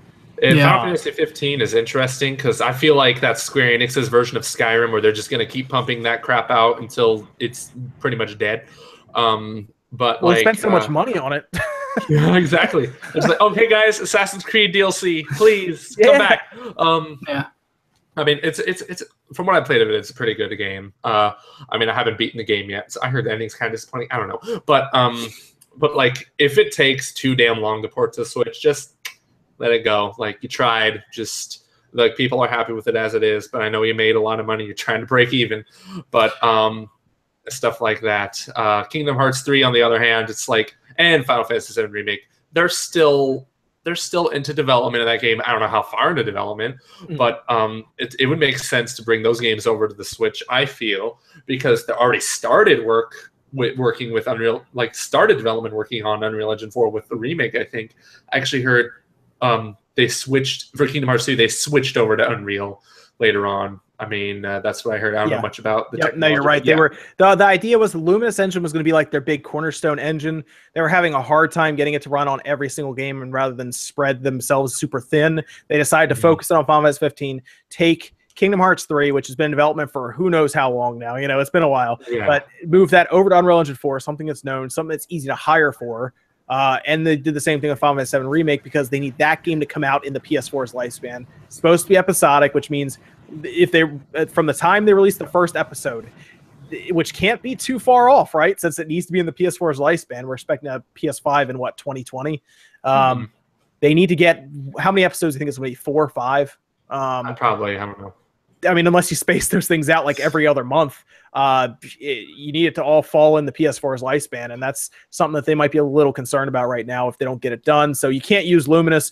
Man, Final Final Fantasy 15 was originally supposed to be on the PS3, and it never materialized on there. Apparently, it was too difficult. So Luminous is interesting. I don't know how badly they want Luminous going forward. I feel like they don't want to trash it because it was something they spent a lot of time building. But Unreal Engine 4, man, is everything uses it. It's a great engine. We see games like Code Vein using Unreal Engine 4. We have Dragon Ball Z Fighters using Unreal Engine 4. Games that don't look like they're using Unreal Engine 4 are using Unreal Engine 4. It's very, very diverse, works well from what we've seen. I think some of the worst examples are probably games like, I think Arc runs on Unreal Engine 4. Terribly optimized game. So it does come down to the coders, but Unreal Engine 4 is very diverse and can pretty much work for Japanese RPGs and just action games as we've seen. So I hope more moves to it. And of course, the Switch is actually very, very good at running Unreal Engine 4 games. So, you get big RPG experience like Kingdom Hearts 3 on the go. It's gonna sell well. That game doesn't even look that demanding either. Like it's got a pretty cartoony art style, and it's not an open world game. It could more than run on the Switch. Although I gotta say that Toy Story world that looks like Toy Story. That looks like Toy Story. Chad chimes in again with in-house game engines are too expensive now. Lots of Japanese devs are using Unreal now. EA is also running into this issue. That's true. EA with have you guys seen some of the ridiculous videos around Madden with Frostbite and everything? Oh no, I haven't. Oh god. Oh, it is awesome. Oh my gosh, there are some terrible clips of what happens with Frostbite when it goes wrong, and EA desperately wants to push that along, obviously, but that's true. Engines are just expensive now. You got to develop the entire thing, and Unreal Engine 4 has really evolved. Unreal Engine in general. So why not? I think Unreal Engine 4 kind of had a rocky start, didn't it? Like I remember it not being like, because Unreal Engine 3 was like god tier, like everyone's using this freaking thing. And then when Unreal Engine 4 started out rocky, but now I'm happy to hear like it's way easier to use. Everyone's starting to use it now. And they've made a lot of changes. They made it free, first of all, because it used to cost money just to get it. It's free. And they introduced something really cool that I've talked about a lot. It's called Blueprints. And it's a visual representation of programming. Which is really cool. That actually means if you go through the tutorials, it's almost like how they had that was a thing partially. That was a thing partially on Unreal 3, the drag and drop aspects of it. Because I know there were games that came out that even had the Unreal 3 engine's base dev kit that were attached to it. You could just play around. So I actually got to play around with it once. So it was kind of fun. But the Unreal 4, it looks so much more refined. It's insane. Yeah, and it works really. It's super streamlined. Basically, you take these blocks essentially, and you just kind of link them together. And it's like game logic. You link it together. You know, all this stuff. It's super cool. And it actually, you don't have to be a genius programmer to develop an entire game. It's kind of cool. Crazy. And you're allowed to just do it for free. And what happens is, after you build a game and you're to the point where you would consider selling it, then you go through things like, okay, what's the licensing fee? All this stuff. It's pretty cool. You don't pay any money until you're ready to literally sell a game. That's really awesome. Wow. So it's pretty awesome. Yeah, it's very cool to get into. If you're someone who really wants to get into game design, look at Unreal Engine 4 because everybody's using it now, and it's not like we're not typing up assembly or anything. So that was the thing keeping Unity alive, and now that Unreal is doing the same exact thing, hopefully we'll see a little less of Unity getting the forefront for just the basic devs. Yeah, Unity. I remember at the Wilmington College over here. Remember that, Evan? Where we went to they had a whole class built around it. Yeah, whole class built around Unity. And we actually, because we were with the store, we went there and they had a whole game thing for their college course where you could sign up to program and everything, and it was all about Unity. This was in like the early years of Unity too. This was like 2000. What was that, Evan? Like 2011? Yeah, something like that. Yeah. I think it was around. It was a bit ago. Yeah, it was a bit ago. But it was very interesting. Yeah, blueprints are great. People are already talking about it in the chat. So I don't know. It's interesting. I feel like, me personally, I've played Final Fantasy 15. I'm done with Final Fantasy 15. The only way I'd really look into it again is if I bought it on the PC with the mod support. Did you guys see there's about to be mod support for it? Yeah, crazy. That's the only reason I'd buy it. Otherwise, give me Kingdom Hearts 3 portably or give me Final Fantasy 7 Remake portably. I don't. It's for real though. You know, that's the point. Why sell an old game when you can sell a game that's maybe 10 months old? Kingdom Hearts 3 maybe comes out, the following year. Like Doom is coming out and people are excited for it. Exactly. That's the way I see it. Why not? Bring over Kingdom Hearts. releasing ports or like re-releasing games on different platforms nowadays, I feel like is more forgivable. Like we saw that with like most of the time they're remasters, if anything. But like people are totally down with playing Final Fantasy 15 again on their PC. People, as we've seen, like with Rockstar games, like the minute they come to PC, even if they already played it on the consoles, they'll still buy it again on PC. And it's just because like they're entirely different platforms. Like PC, you'll be able to, get through your graphics mod support. And now with the Switch, it's like, okay, you'll be able to play the same game you played on your PS4, but portably. That turns on a lot of people. It's interesting, yes. Portability is a massive factor right now. I think a lot of other people are kind of underselling that as a massive advantage. People like the aspect of having options. Getting a game that you can play on your TV or have portably is, I think, a really big selling factor. I understand some of the games that are older are full price on the Switch, but you can kind of decide if you want it or not, and you can wait for a price drop if you don't want it right away. Exactly. So that's the way I'd look at it, because there are some games on the Switch that play really well portably. Like Zelda plays really well portably. It really does. Yeah. So I am completely fine with that. Cool. So what do you think, Jesse, before we move on from here? Would you rather have 15 ported whenever they can, or would you prefer something else if it had to be one or the other, or maybe just everything? Well, it looks really nice on PS4, and I believe they said it was coming to PC. So if I wanted it for graphics and everything, I could just get it on PC, which I already have it on PS4. I don't imagine it'll look that much better. But the really interesting thing that I was thinking about that while you and Joey were talking was that every Final Fantasy game since 10, every single player Final Fantasy game since 10 except for 12 had some sort of sequel. So there was 10, 10-2, then there was 13, 13-2, 13-3, and now with 15, if they end up making a 15-2 using the same engine, if they're already working on that, then if they bring over Final Fantasy 15 to the Switch and they have an easy way of converting everything over to Unreal Engine, maybe it would take even less time and less effort to convert 15-2 over to Unreal Engine for the Switch as well. So that was just something I was thinking about to add on to that. But Final Fantasy 15, if it doesn't look absolutely horrible with like really, really, really low textures, then I would be completely fine playing it on the Switch on the go in 720p or even like 540p if it had to like seriously cut down the resolution to get it to run properly. So someone asked what game engine Nier uses. It's actually using a custom engine that's in-house to Platinum Games. Okay. It's nothing we know about. Yeah, it's some in-house one that who knows, maybe they'll bring over whenever they build a game for the Switch that they keep talking about and hinting at. I'm pushing for Bayonetta 3. yeah, right. So okay, let's jump over to some more mainstream news, I guess. This might hit some people in the feels because it kind of hits you back from when you were a kid and you'd go to that magical place called the toy store, and you'd look around, and it was a beautiful, beautiful place because of all the Spider-Man and Batman action figures that you collect. But Toys R Us is filing for bankruptcy. Oh no. Yes. Some people have differing opinions on this. Some people are sad. Other people are like, good, I hate them. So Toys R Us filed for bankruptcy, but a lot of places are kind of picturing this as Toys R Us is gone tomorrow. This is actually a type of bankruptcy, Chapter 11 bankruptcy. It's supposed to help them get their debt in order. If you're unaware, they had something like $5.5 or $6 billion in debt. Ouch. It was a merger or a buyout that happened a while ago. So they've been living with this debt for a while. And next year it was going to, I think $400 million was going to be due. Then the following year, $1.7 billion was going to be due.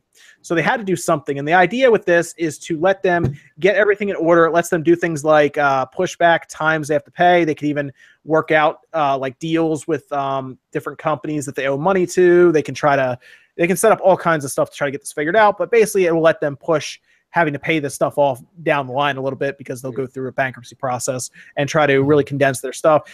Most likely, a lot of their creditors, like Mattel, for example, probably won't leave them, but they'll get smaller credit terms. But apparently, they're still hiring people, and they're still basically business as usual for this Christmas. But I will say this, their Christmas needs to be good. Like it needs to be good, or they're going to be in some trouble because they still need to put together a plan next year on how they're going to pay everybody back.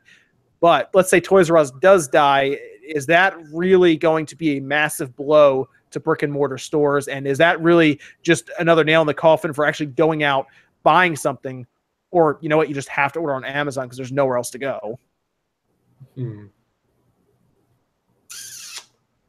That's a good question. I don't have much nostalgia for Toys R Us. Really? Nothing? Yeah, I Really? Nothing? Really? What about how about Caldor?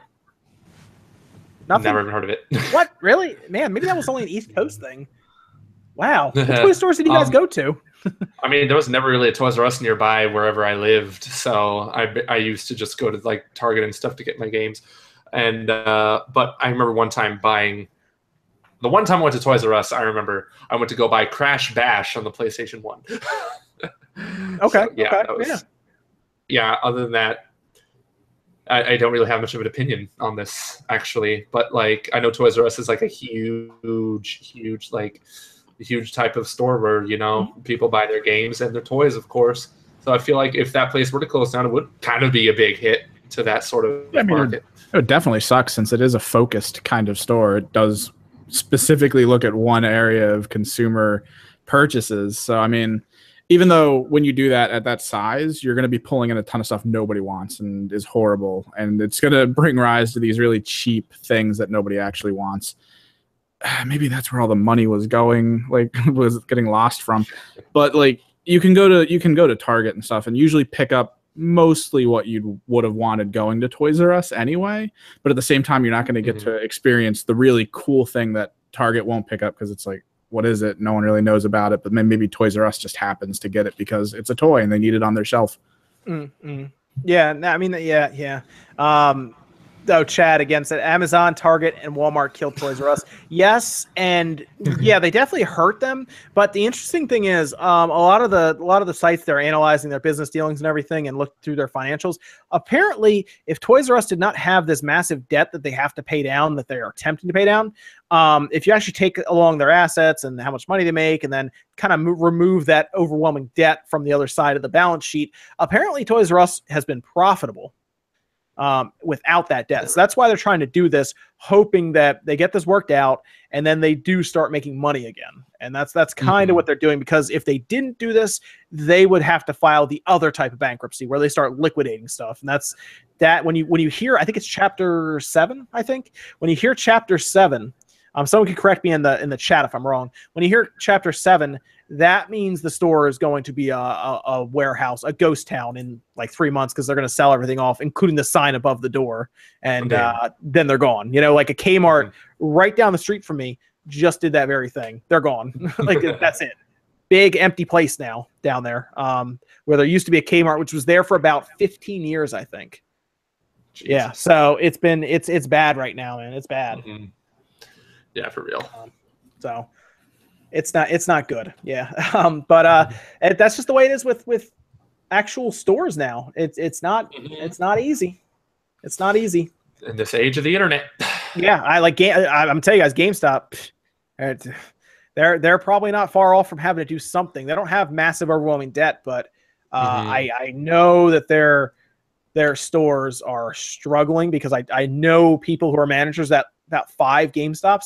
I talk to them occasionally when I go by to get a game or something that I wasn't able to obtain otherwise. And yeah, they tell me it's not going well, because when I worked at a GameStop, you could see all the numbers. If you're a manager, you can sign in and see how the store's been doing. And he let me look at it one day, just kind of glance over the counter and look at it. And it's not good. It's definitely down about 30 to 40% from what I remember it used to be. Oof. They're starting to get people to work on Thanksgiving now, and I'm just like, what? Yep, they can't leave the money. They can't leave the money. They can't leave it anymore. They have to go get it. So you know what? You got to work. I'm less annoyed by that if they're actually paying their employees more, like you're supposed to. Yeah, exactly. I have a concern that they're not. If that comes out, get ready for that firestorm. But I would hope that they're paying them time and a half, overtime essentially, to work on Thanksgiving, and that they're asking rather than telling. They're like, hey, we need 3 people for Thanksgiving. Who wants to work? And Exactly. more than likely, you're going to find 3 people that are like, yeah, I'll work fine. It's extra money, right? Yeah. Exactly. People more than work on holidays. Evan, is people at your work, are they going to be open for Thanksgiving at all? I think so. I haven't really paid attention. You're just counting down the days to when you can finally leave there. Yeah.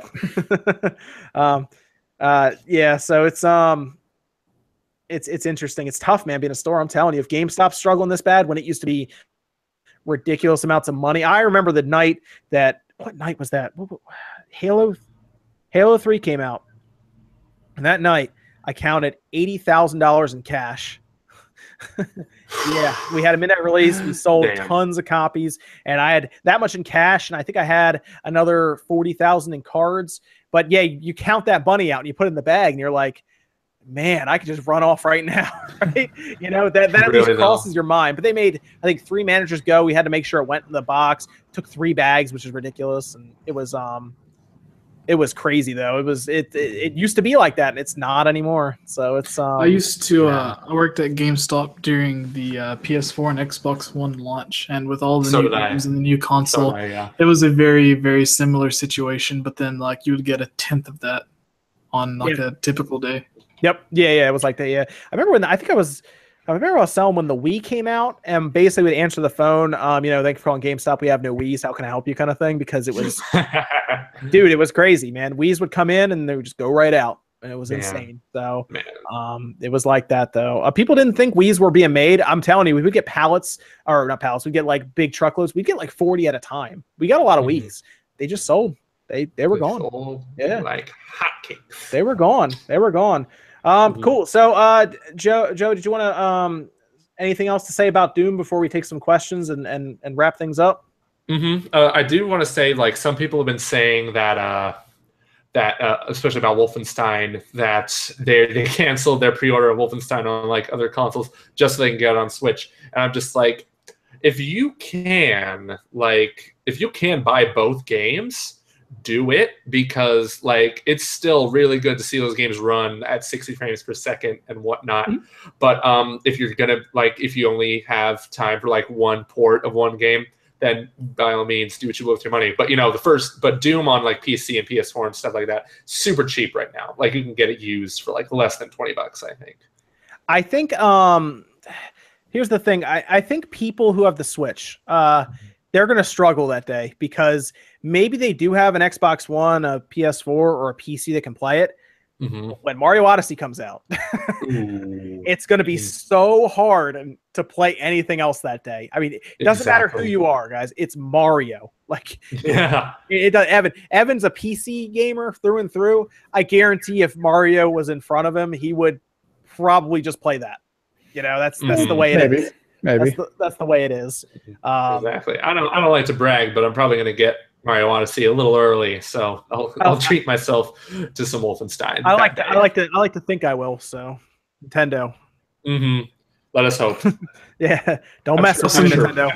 I'm crossing my fingers with you, Joey. I got really jealous when I seen you had Metroid, because it was like I'd gotten like Splatoon and what was it? Mario Kart and a few other Nintendo games like a few days or a week early, and you got your Metroid thing, and I immediately went to check the mail. I personally know Nintendo actually watches this channel now, so I'm watching you. There's a couple people at the ambassador program that sent me messages now and then about videos I make, so I know they're watching. There's actually quite a few different people in different companies actually watch our SpawnCast occasionally, so there you go. That's so weird. Yeah, I know. Right, guys, I need you to change this. Guys that will be listening, need you to change this and this and this. No, they're actually pretty nice. They actually like a lot of the stuff, even if I yell at them sometimes about things. It comes from a place of love.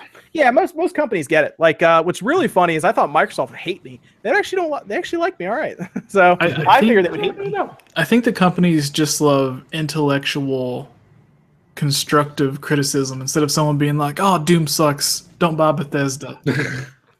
Someone's like, "Hey, it might be 1080p 60 frames on PS4 or whatever, but on the Switch, this is exactly why you should buy it. This is the pros, this is the cons," instead of someone being like, "Oh, Mario's going to be better. Don't buy it. It sucks. Mario sucks." Yeah, Of course. It's Mario's going to be awesome. Doesn't matter who you are. It's Mario. My gosh, come on. It's Mario. Yeah, it's going to be fun. I think we'll hopefully have Odyssey ahead of time, hopefully, and we can play it and go through it and review it and all that fun stuff. But if you're not getting it early, I can understand why there is going to be a struggle there in your mind. Assassin's Creed, Mario, or Wolfenstein. That's going to be a tough day for a lot of people. Yeah. Mario first, of course. Then Wolfenstein, then Assassin's Creed. That's my list. Yeah, so let me go through one more thing. We have one of the weirdest things that I see now. It really is weird. We get it. Did you guys see the real quick last thing previews about we got previews for Red Dead Redemption 2? Well, the preview to the preview, the announcement of the preview, and then we find out Shin Megami Tensei will be shown at the end of next month. So everyone needs to keep an eye out for that. I need to get actual dates. I had it in my mind. I believe September 30th is Red Dead, or is it the 28th? I don't know. It's one of those 2 days. I think it might be the 28th. But it's going to be great to see that. And then I think Shin Megami is what's that? October 23rd. Something like that, yeah. October 23rd. Yeah. All right, cool. So I'll be looking forward to those as well. Joe, if you need to go, it's not a big deal. We're good. Cool. If we're just closing out, then I'll stay for the outro. Well, if you want to let everybody know where they can find you and everything, we're going to take a few questions before we close up. So okay, cool. Yeah. All right, guys. Thank you guys so much for this episode of the Spawn. Thanks. Actually, personally messaged you like, "Hey, I played Doom. Get me on the SpawnCast. Do it, buddy." Hey man, I got it. Yeah. What was your YouTube? My YouTube channel is Ferris Wheel Productions. I don't upload on it that much, but I do a lot of work on the Commonwealth realm, which is basically where we make the videos consistently every week. There's going to be a lot of fun coming this October, and we'll announce what that is on Monday or Wednesday, one of those two. But which one do you want to plug? You want to plug both of them? Commonwealth realm, definitely. Commonwealth realm. Okay, Commonwealth realm. Most of you guys probably already know, but go check them out. They're pretty good channel overall. I like their channel. So go check them out. One more thing: buy Chicken Wiggle on the 3DS. Just do it, man. Oh, I forgot. That's right. That game needs some love. So go check it out. Get on the 3DS, guys. Yes. All right. Thank you guys so much. I gotta run. All right, Joe. Sounds good. Thanks, man, for joining us. Cool. Bye, Joey. Bye. Loser. Let's see. Rex. Oh yeah, Rex brings up a good point. Did you guys the Fortnite crossplay? Did you guys see this whole thing that happened? Yeah, that it got activated and then they got yelled at. I think early. Isn't that insane? That means that randomly they just flipped the switch by accident. And oh look, now you guys can play against each other. And that has to just be server side for them, which is kind of cool to think about. That on the server side, if they just switch a box from like 0 to 1, it all of a sudden looks at everyone's online functionality as like a singular concept and just pulls it all together. What you call it? Psyonix has been talking about this for a while. They were like, crossplay is ready. They just need to tell us, and it'll be. They were like, it's literally a switch. We flip the switch. And you're playing against Xbox people, PlayStation, Xbox, PC, and soon to be Switch, because we're going to get Switch, Xbox, and PC all playing against each other with the PlayStation over here somewhere. But a Switch is flipped, and then they're playing against each other. It's that easy. Literally, the holdup appears to be Sony.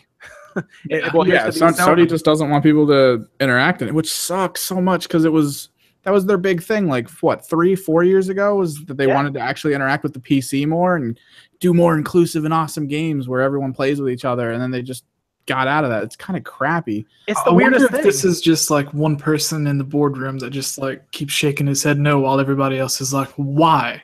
Like in the end, it just means more money. But I've talked to people. I've talked about it. When you get this far ahead, like Sony is, like they don't care about Microsoft anymore. Microsoft is never going to catch them this generation. It's not going to happen. But it's almost not even about caring about anyone catching you. It's just about giving the people on your system the best possible gaming ability out of any other console. And if you're going to restrict them from a major portion of the gaming community and just claim that it's for the better, then it's a crappy way to look at things. Yeah, it's really bad on their part, because we just saw how easy it would be for it to happen. Like, it literally is a situation of it's ready. Like, if Sony tells us today you'll be playing with Xbox people tomorrow, like it's not even hard apparently, because they accidentally did it. What would be hilarious if it was some like distraught employee who was like, I'll show them, like, and just did it. But it was to the point where, I mean, you can't leave that happening for that long and not know you did it, right? Like, you have to know what you were doing. And I think they said it was accidental or something. Yeah. But it was like that for like 4 or 5 days. It was a while from what I remember. And then Epic, I think is what it was, came out and said, hey, it was an accident, sorry. Yeah, like, I wonder if it was someone that was like, okay, maybe if we show the fans what it's like to do this, maybe there'll be enough of a voice for PlayStation to do this if they see that all the fans want it. Dude, if Nintendo is doing this, like, come on, Sony. Yeah. Like, Nintendo is doing it. One of the most closed in, companies when it comes to this kind of thing with crossplay even being a thing, and they're super open to it. Like, people need to realize you're gonna have Halo skins on your Switch when the Minecraft new update opens up on the Switch later this year, which is ridiculous. It's insane. And they're not even asking for Mario skins on their system. They're just giving them Halo skins. So it's one of the craziest things I've seen. But Sony, man, I don't know what the deal is. The idea was supposed to be that Sony's like, 4Gamers did a whole thing, beat up the Xbox real bad about borrowing games and all this stuff. We're for consumers. And then it's like, you guys can't play together just because of, what was their response? Oh, yeah, they were like, we need to be careful because of the children. It's like, think of the children. It's like, what? These kids on Call of Duty are the ones that are screaming obscenities. Like, what are you talking about? I don't. They just feel like they don't have to, because why? Like, why lend a hand to the person who's losing, I guess, in their mind, Yeah, like, I feel like they're leaving money off the table, because if it is a game like Call of Duty or even something like that that isn't even in the talks just yet for cross-platform play, I think if one person has a PlayStation and then some of their friends has an Xbox One, then if they say, hey, well, they're all playing this game over there, Rocket League, I can buy it on my PlayStation and play with them. I'll go ahead and buy it. Otherwise, it's like, well, I could buy it on PlayStation, but there's no one that I could play with, so I'm just not going to buy it. And Call of Duty, which is an even bigger game, if someone, like a group of people are playing on Xbox, and then in the same situation, there's a guy who has a Call of Duty, or doesn't have Call of Duty, but has a PlayStation, and he can't play with them, that's like another sale that they can't get because they can't play with their friends. So maybe that person is like, well, all my friends already has an Xbox, so I'll just buy an Xbox so I can play with them. I think that's the situation on the extreme side that PlayStation's making with this, to where it's like, well, I have a PlayStation, but no one to play with, so I'll just trade it in for an Xbox. I think Sony's hoping that you'll just convince your friend to buy a PlayStation. I think is what they're hoping at this point. It's weird. I don't know. It's that easy. Why not? But Sony's going to be Sony, I guess, and it's going to be interesting because if people start to see them as anti-consumer rather than the pro-consumer that they saw them at the beginning of this generation, you could see the generations flip-flop again, with Microsoft taking the lead somehow, because they have actually been, if you really look at what's been happening over the past couple of years, they have been more consumer-based, more pro-consumer than Sony has. They are doing nothing but making backwards compatible games, obviously, for no cost. If you have the game, you pop it in, you just play it. You don't have to spend any money on it then. Like Halo, all the Halos went backwards compatible to the point where you pop a game in your 360 disc and it works. That's it. And it's interesting that it's all Sony being anti-consumer now, where it was the opposite 4 years ago. So it's very interesting. And now I'm really interested to see the next generation when they both release their new systems. And Microsoft's like, hey, you can play everything from the Xbox Z or the Xbox 2 all the way back to the original Xbox all at once. And then it's a pretty big library to get started with. It's I don't know. It's going to be really weird to see what's going to happen there. But it seems like Sony's getting a little complacent right now. Yeah, if they continue the backwards compatibility to where everything from Xbox 360, Xbox One's playable on whatever their next console is, that is a huge leap. And in my head, I want to be hopeful and say that maybe original Xbox, even everything. Yeah, and I want to be hopeful and say that maybe Sony has this planned out to where there's going to be an announcement at PSX or something to where they're finally public and saying, hey, now you can play Rocket League, now you can play Minecraft, now you can play whatever with with Xbox, with PC, with Switch. Maybe I hope they want to save it for an announcement like that and they're not just trying to be greedy.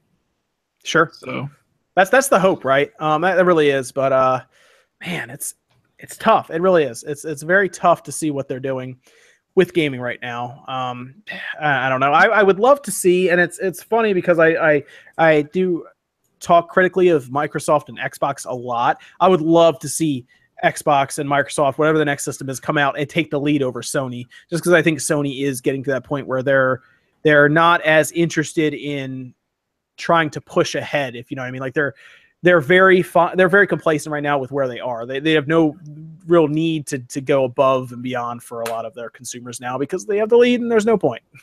They're making a lot of money, and as long as PlayStation 4s keep selling, they just won't care. Which is the way it goes. And Phil Spencer even just got a promotion, which is what I'm hoping means that he can secure more funds for Xbox, because they've been kind of starved recently. If the exclusives haven't made you aware of this, they're kind of the Microsoft Xbox brand, like the gaming division, been kind of starved for money from what I'm seeing. It's not it's not getting as much money as you think a Microsoft division would, because they're developing this system and it costs a lot of money, so they can't spend the money on games. And I think they're funding Assassin's Creed's marketing, I think, right now, so that's why it's all Xbox. But Destiny 2, I think, is doing pretty well on PlayStation. They funded that, so it's... Yeah, PlayStation, they have that exclusive DLC deal or whatever it is. Yeah, that's what Evan was just talking about with Destiny 2. Evan, you have Destiny 2 on the PC right now. Well, I have it ordered, and I'll see when it comes in if it's kind of like behind the times for whatever reason. But we'll have to see. You were watching me play it on the PlayStation the other day, and like, this would be nice. Yeah, someday at some point. Yeah, someday. No, it is fun. It is a fun game. Destiny 2 is a really good time. I've put a lot of time into it. Still not raid ready yet. But we'll get there. Although when the PC version comes out, like I said, and it's 60 frames, like that 30 frames, Destiny 2 just becomes completely unplayable. So can't play it. Won't even work when I put the disc in anymore. Oh man. What else? Anything else in the chat, guys? Wanna? If we're doing questions from chat, we can actually go to the Patreon Discord, which you should probably have on your other screen. I forgot we have a Discord now. Yeah, with Netflix stating that they're ready to go be on the Switch. When do you think the Nintendo will put it on? Tomorrow. As well as other streaming apps like YouTube. Also, you think it'll just be in a future update? It's they already have in Japan. They have Nico Nico. That's already a thing. I would say we will see Netflix. I don't even know if it's going to be in direct. They might just announce that it's ready to go, because Netflix already said it's ready to roll. So I would say probably, February, March. They'll probably wait till then. It's not anything on the radar right now. It really isn't. I think February and March would be a good place for it, because they have the hype of the launch, which was back in March.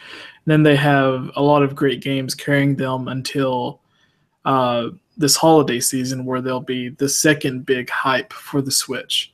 Going into next year, I don't think there's going to be really anything except Pokemon and Metroid, if they even release towards the end of 2018. So from the beginning to the middle of the year, I don't really know there's any like huge games that are going to be coming out. So I think that would be a perfect time to announce, hey, here's the retro console, or virtual console, here's YouTube, here's Netflix, here's Hulu, here's whatever you need. Here are the apps. There was huge games released last year. There's huge games coming at the end of the year. This is the time to dig into the virtual console. This is the time to get Netflix, YouTube, everything else on the Switch. Mm-hmm. Yeah, no, I don't think they want that to be like the big focus. I know a lot of people get really excited when Netflix comes out, but Netflix has had an interesting effect on PlayStations and Xboxes, if you haven't noticed, there are a lot of people who are like, I just do that on my Xbox, my PlayStation. I don't do anything else. And they've become kind of media streaming boxes. I don't know if you've noticed that, Jesse. I see that a lot where people are like, I just watch Netflix on the thing. It's like, Yeah. That's an interesting way to look at your system when it's a game system. Well, the way that I think, again, this would have to be like an advanced version of Netflix, but I know they offered it on PC to where you could actually save movies offline, to where you could watch them when you don't have internet or when you're out and about. So I imagine if someone downloads like a 2-hour movie, they watch 30 minutes or an hour of it on your TV, and in the same way you take your game with you, maybe you just take the Switch with you, and then the kids have something to watch in the back seat, or while you're waiting, instead of playing a game, you can just finish watching whatever it was that you were watching, and then like after you're finished with it, just delete it and start up a game or something. I think something like that would be really cool, and it would be a way to set it apart to where it wasn't just Netflix, because Netflix on the Switch would be great, but if you're always on the go, unless you have some sort of like you're tethering to your phone or something to get Wi-Fi, if you're in the car, then the Switch isn't really going to have a way to watch Netflix or YouTube or anything. So maybe if it did have Netflix saving to the memory card. I know that's actually a good point. Yeah, do something like that, because then it becomes more of a I guess a convenience on the road, right? Something like that. That makes a lot of sense, actually. And honestly, the battery life when you're watching something like a saved movie is not that bad overall, because it's not spinning up fan or anything. It probably wouldn't even have to turn the fan on, to be honest, to play it, which is interesting. Yeah, but it's I would expect early next year they want this. If you look at the release schedule, there's a lot of games coming out. They don't want to put Netflix out now. I know a lot of people are like, well, I want Netflix, but that's not on the radar. That beginning of next year, when there's less announcements happening, then you'll see Netflix show up. Because they're not going to have a hard time selling it anyway this year. Like, they won't. It's just going to sell out constantly. So why does it really matter that much right now? Yes. Evan, you want to educate people on how to join the Discord? It's actually on the Patreon page. There should be a post up there that shows you how to link your Discord account to your Patreon account, and then we have a bot that auto invites you. And how much do they have to pledge to be part of the Discord? $1. $1. That gets you in the basic level, of course. Absolutely insane. All right. It's all listed on the page. How many people? $1, not bad. What's that, Evan? Or Jesse, I'm sorry. I was saying, how many people do you have on your Discord now? How many people are in Discord, Evan? Way less than I'm pretty sure we have on the Patreon page, because it's only about like 25-ish people. Yeah, hopefully we'll see more start popping in after this, because I'm pretty sure if some of the Patreons notice, then maybe we'll actually get more fun going on. For the people watching in the chat, if you aren't a part of Discord, if you don't know what it is, think of it like a really awesome version of Skype. And it's a great way, like, you all that are watching are obviously huge fans of SpawnWave's YouTube channel. So it's a really great way to not just talk to him at times, but talk to some of the other people who are interested. Maybe discuss some of his videos or some of the games that he talks about on his channel. Because Evan pulls questions directly from Discord, actually. Yep. We even have an AMA section set up, because we'll be doing AMA videos on SpawnWave as well, and that's all done through the Discord. So that's tons of cool stuff going on. People are going to ask me questions. Yeah, I was always iffy on Discord, because I was like, I have Twitter, I have Facebook, Skype. Why do I need something else to talk to everyone? Now, Discord's like the one thing that I always leave on running on my computer, because there's just so much going on, like whether it's conversations with people that I'm working with on my channel, people who are fans of the channel, or just people that want to talk about Zelda. It's a really cool place to like just jump into conversation for a few minutes and then leave. Works on smartphones as well. I usually talk to people while I'm at work.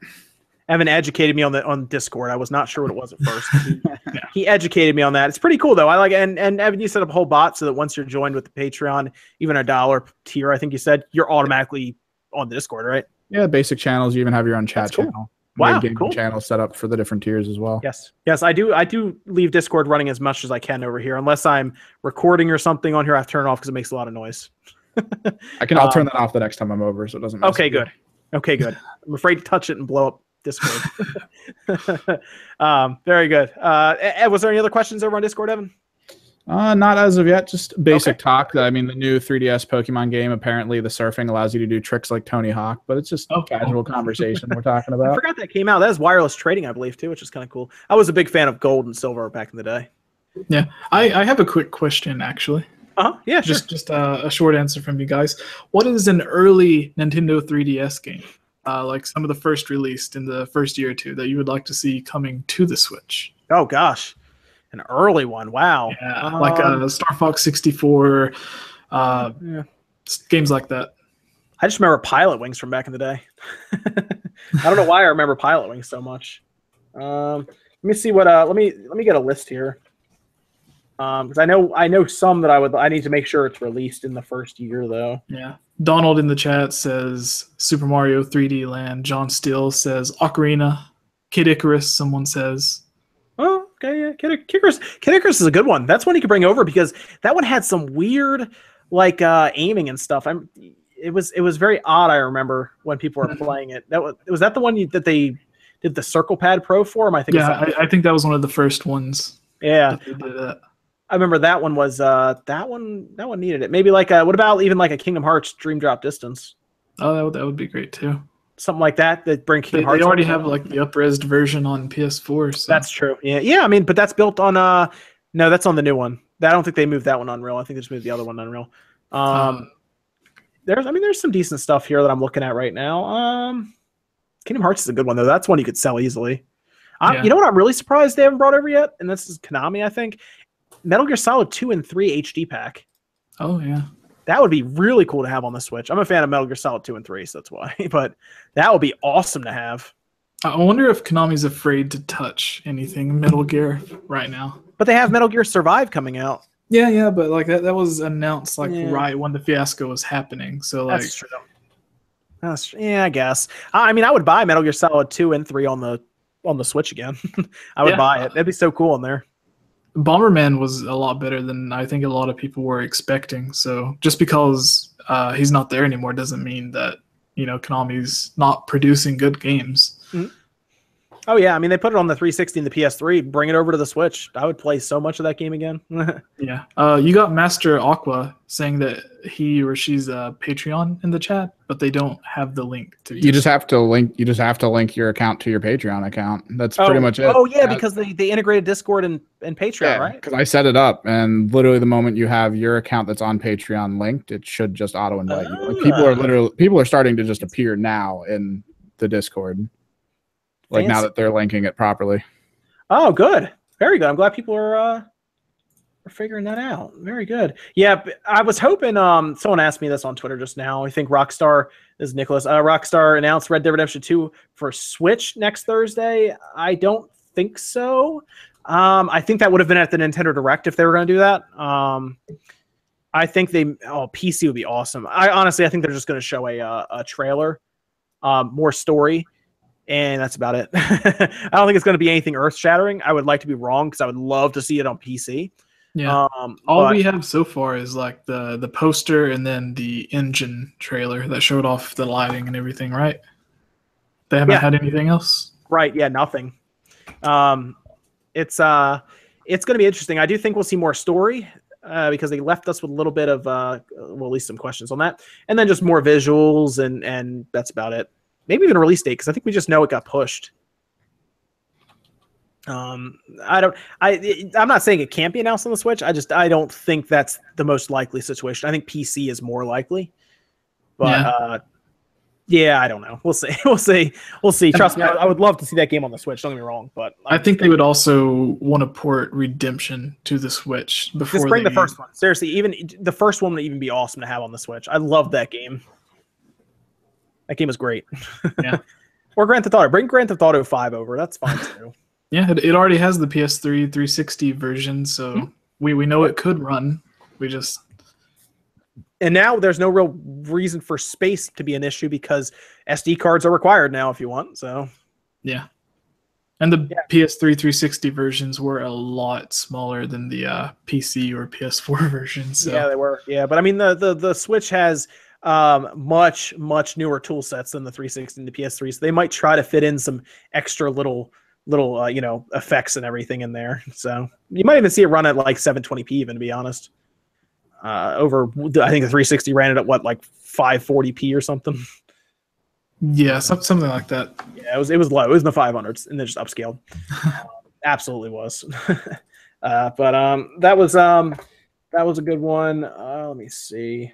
Any other? Well, from Discord, we have people questions? asking about the Hooters Sonic crossover. I was actually going to bring that up before we signed off, but we'll talk about the Hooters Sonic crossover. Jesse, do you see that? I have not. Phil, You haven't seen that? no. This is hilarious. I got to look up the actual article because I need to see what the implications are, like what they're doing with them exactly. But essentially, there is a collaboration between Hooters and Sonic Forces. And this was done at TGS. They brought out Hooters girls. They put the whole logo up next to the Sonic Forces logo with like an X next to it, like this and this together or whatever, plus or whatever. Then they walk Sonic out in the big outfit and everything, Sonic outfit, and put him right next to the Hooters girls for a photo op.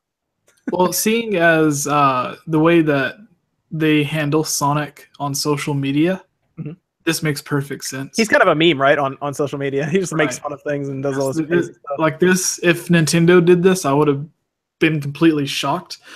But knowing how they handle Sonic, I'm just like, okay. Well, I mean, look at Nintendo partnered with Playboy for Bayonetta 2.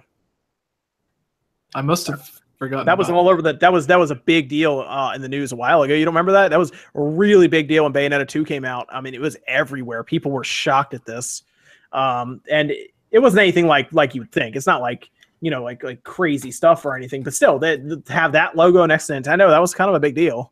Yeah. So this isn't as far out there, although the Hooters thing that's weird. I don't know how they came to that. I don't know what boardroom they were sitting around and they were like, well, got to get the Hooters brand. Let's get them. Well, that whoever's at the head of that franchise, the boardroom consists of him and his best friend. Like that's I know. Yeah. It's not like a real thing. It can't be. They talked about Playboy at a Splatoon event also. Yeah, yes. I just seen that. I remember that too. Yeah, that was pretty recent, I think. Right? No, it was a little while ago. But still, Bayonetta with that, it was weird. It's very odd to see that. But so I just find the Hooters thing to be weird because that has zero to do with Sonic. At least you have obviously Bayonetta, and that makes sense. Maybe there's going to be like in-game marketing to where like you go to a restaurant and it's Hooters girls. But do they even have like chili dogs there? I don't know. That would make sense. You can kind of make that connection then. It's like, well, Hooters sells chili dogs, so obviously Sonic. It's just an odd marketing decision. I feel like they're like Applebee's, I guess. I don't know. It's so weird to see that post. Ooh. So weird. So weird. Deadlock in the chat says Dreamcast games for Virtual Console. I feel like any great Dreamcast game has already been ported to like PC or anything. Like Sonic Adventures is the one that I think of that's already been ported everywhere. Well, they could do a lot of stuff, but here's what's happening with Sega with their Sega Forever thing that has been terrible right now. By the way, they're going to be porting Dreamcast games to that. So, and they're going to keep a subscription model, kind of like the free-to-play subscription model thing. So, and that's for phones as well. What's that? Oh yeah. It works for phones and tablets. It's Android and I think iOS right now. They're porting Dreamcast to that because it's running on Unity. That's crazy. Yeah, so I don't know. See, maybe I feel like they should because that'd be awesome, by the way. But they would probably rather bring Sega Forever over and try to do a subscription-based service. Although I think Nintendo would tell them no because they're probably going to make, obviously, Virtual Console kind of a subscription service. So I don't know why they would do that. It's okay. What Dreamcast game would you see want to come over? They're saying Jet Set Radio. Yes. Jet Set Radio was awesome. That was a great game. We knew it here as Jet Grind Radio. I remember buying that for the Dreamcast and absolutely loving it. Power Stone 1 was okay. Power Stone 2 was awesome. I played Power Stone 2 a lot. We had it traded in a couple times too, but that game sold for $60 all day long. Yeah. No sweat. Man. Okay, that one you need a microphone for. That would be interesting. I don't know how that would work. Yeah. You need a microphone for that. And as far as we can tell, the Switch, even though it does support it, doesn't use it right now. Grandia 2? I've never heard of that one. Skies of Arcadia. Yep. Skies of Arcadia is awesome. Grandia 2 is great. Good RPG. It's kind of a basic RPG compared to ones nowadays, but it's still a good game. And then of course you could maybe do something with Shenmue. Yes, we all know about this. I did the Indies at Night. Pamela Horton. I know she was the hostess. Everyone made jokes. The hostess with the mostest. Yes, it was that. That was a whole thing. I know, John Steele. That was a whole thing. It was absolutely Shenmue hilarious. Monkey Ball. Sure, Shenmue 1. What we'd like to see though is the Shenmue 1 and 2 English double pack. Yeah, the chat's naming off a lot of games that I've just left off my mind for the past few months. I'm going to give you some advice, Jesse. Buy Dreamcast. Buy those games. Yeah, definitely some buy good those ones games. in there, Because the man. problem is, they're not just Dreamcast games. They're licensed by other people, so they're gonna not just have to get the clearance from one group. They have to go to all these other places to get them all to come in. Because most of the games on the Dreamcast I'd like to see hit the Switch would be the fighting games that are currently owned by like SNK and all that. So we probably wouldn't see them as easily. Somebody was asking, what is Retro working on? They're working on a new IP, so we have no idea what it is. Yeah, I hope it is a brand new IP. As much as I would love to see them take on an already popular franchise from Nintendo, as good as ARMS was, and that being really bizarre, and as good as Splatoon was, I want to see another really great IP coming from Nintendo. That's just brand new, something we haven't thought of before. I hope so too. I like ARMS came out of nowhere, and that's done well. Yeah. So yeah, I would love to see something new. Like, why not something actiony, maybe an action RPG or just action in general. Who knows? There's a lot of cool stuff they can do. But the problem is you can't predict a new IP at all. You know, maybe if it's a returning one, yeah, but I don't even know what the title would be. Yeah, you know, it's really difficult. I can tell you they probably would work on something more of like a platformer, maybe. So yeah, my hope is that Grezzo brings Ever Oasis to the Switch in a year or two. That's interesting. Okay, that would be. That's not a bad idea, actually. I'm talking about random stuff, so I'm sorry if I just keep rambling. I don't know if you're trying to finish off with questions or how long you're trying to go. Oh, no, you're fine, man. You're fine. We're going to be finishing up soon, actually, here in a minute. Yeah. So, Denor Burgers in the chat says, "Is that metal Jesus?" No, I am Jesse. Game over, Jesse. That's Jesse, man. Evan, do we have any other questions over in Discord that I should answer? Or? I mean, Discord is mostly just people coming in and saying hi now that they've figured it out. I guess we have the Pokey Madness question of the week, which, I mean, been spamming for a while now. Can we stop saying no one asked for this? It's a stupid argument that makes no sense. No one asked for cars. And, like, is this a question or is it a statement? Like, this happens. This seems to happen week to week. And man. I don't know. Like, because no one asked for this can also be used in a positive way. Like, if a company does something amazing that no one asked for, like, I don't know. That's true. Okay.